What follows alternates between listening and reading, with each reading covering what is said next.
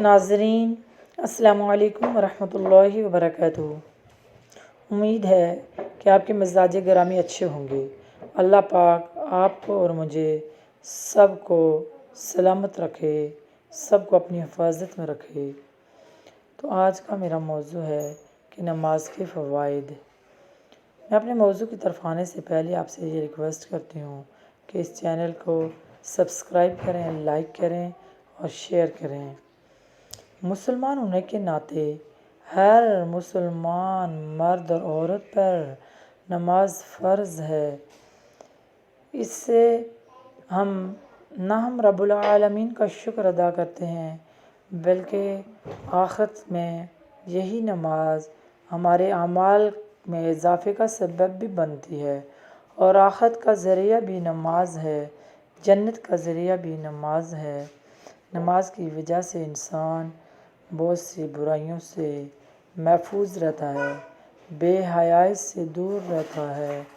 اللہ کی یاد میں مصروف رہتا ہے اور اللہ کو نماز ہی کے ذریعے سے یاد کرتا ہے۔ نماز بندے اور اللہ کے درمیان تعلق کو بڑھاتی ہے، اور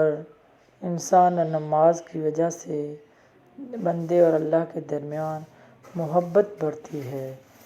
بندہ اللہ تعالیٰ کے بہت زیادہ قریب ہو جاتا ہے اور دنیا سے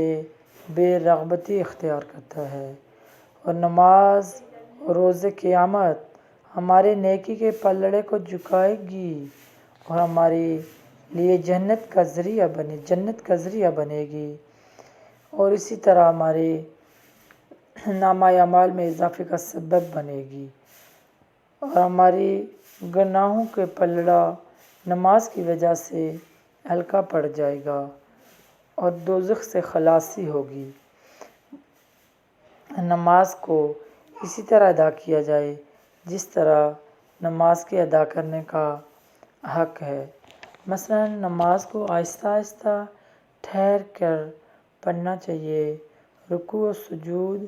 پورے طریقے سے کرنا چاہیے، اچھے طریقے سے رکوع و سجود کرنا چاہیے، اطمینان کر کے نماز پڑھنی چاہیے۔ الذین هم فی صلاتہم خاشعون، نماز میں خشوع و خضوع ہونا چاہیے۔ جب بندہ نماز میں کھڑا ہو تو اسے چاہیے کہ پورے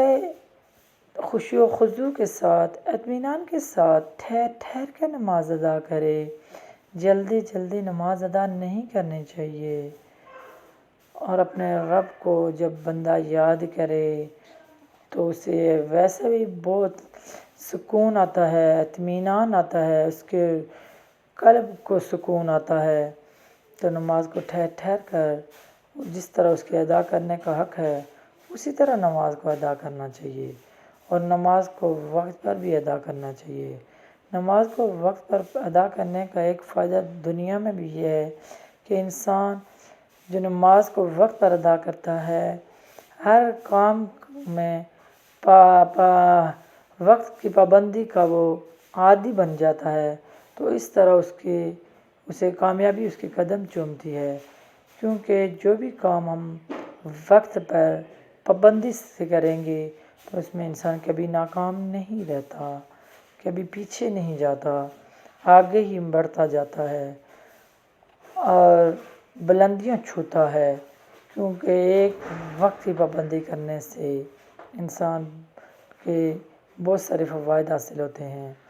اور جس طرح نماز ادا کرنے سے ہمیں روحانی سکون ملتا ہے،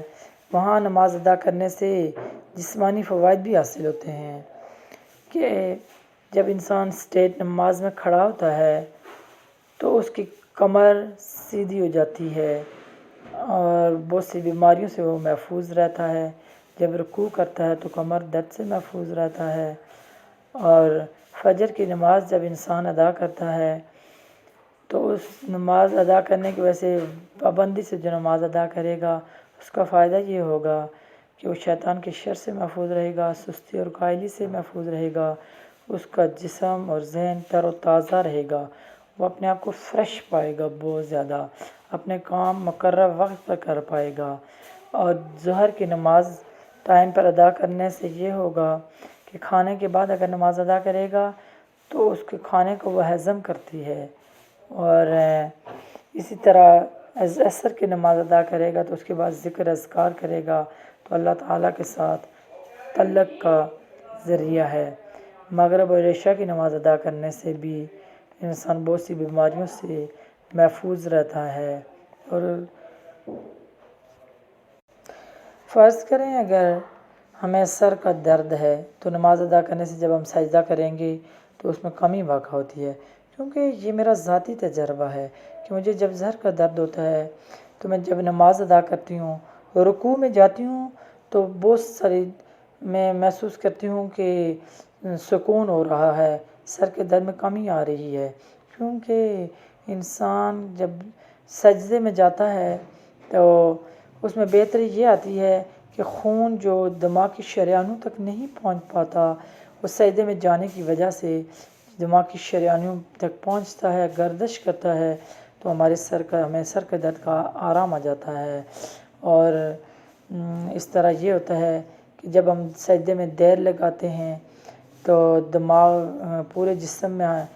خون گردش کرتا ہے، دماغ کی شریانوں تک پہنچتا ہے تو دل کی بیماری سے انسان محفوظ رہتا ہے، دماغ کے فالج سے اور بہت سی دوسری بیماریوں سے محفوظ رہتا ہے۔ اور جہاں انسان کا خون نہیں پہنچ پاتا تو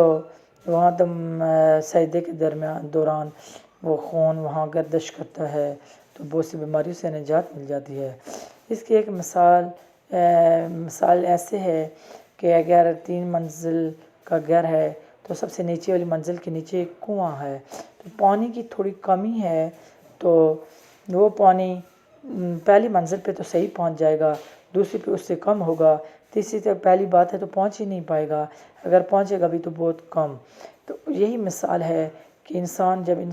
چلتا پھرتا ہے تو اس طرح خون نہیں پہنچ پاتا، بے شک وہ کام کرتا رہے، لیکن جب سجدہ کرے گا تو وہ خون سجدے کی وجہ سے انسان کی دماغ کی شریانوں تک پہنچ جاتا ہے۔ تو اس لیے ہمیں کوشش کرنی چاہیے کہ 5 گانا نماز ادا کریں، پورے ٹائم پہ وقت پہ نماز ادا کریں، اور اس سے انسان پاک صاف رہتا ہے، وضو کرتا ہے تو اس کے منہ سے، ہاتھوں سے، دانتوں سے گرد و غبار جاتا رہتا ہے، جس کی وجہ سے انسان بہت سی بیماریوں سے نجات پاتا ہے، کیونکہ بہت سی بیماریاں دانت نہ صاف کرنے کی وجہ سے اور اپنے جسم کو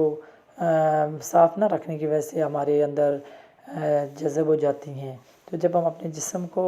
صاف رکھیں گے، پاک رکھیں گے تو ہم بہت سی بیماریوں سے نجات پائیں گے، کیونکہ جب انسان نماز ادا کرے گا تو اس کو لازماً اس کے لیے ضروری ہے کہ وہ پاک صاف رہے، صاف ستھرا رہے اس کا جسم۔ صفائی آنے کی وجہ سے بہت سی بیماریوں سے انسان بچا رہتا ہے۔ تو جب ہم نماز ادا کریں گے تو ظاہراً پاک صاف ہونا لازمی ہے نماز کے لیے، تو اس طرح ہمیں بہت سی بیماریوں سے بھی نجات مل جائے گی۔ اللہ پاک مجھے اور آپ کو خوش و خرم رکھے، سب کو نماز کا پابند بنائے، دنیا فانی میں آخرت کی فکر پیدا کرے، اور اسی پر میں آپ سے اجازت چاہوں گی۔ وما علینا الا البلاغ۔ ناظرین السلام علیکم ورحمۃ اللہ وبرکاتہ۔ امید ہے کہ آپ کے مزاج گرامی اچھے ہوں گے۔ اللہ پاک آپ کو اور مجھے سب کو سلامت رکھے، سب کو اپنی حفاظت میں رکھے۔ تو آج کا میرا موضوع ہے کہ نماز کے فوائد۔ میں اپنے موضوع کی طرف آنے سے پہلے آپ سے یہ ریکویسٹ کرتی ہوں کہ اس چینل کو سبسکرائب کریں، لائک کریں اور شیئر کریں۔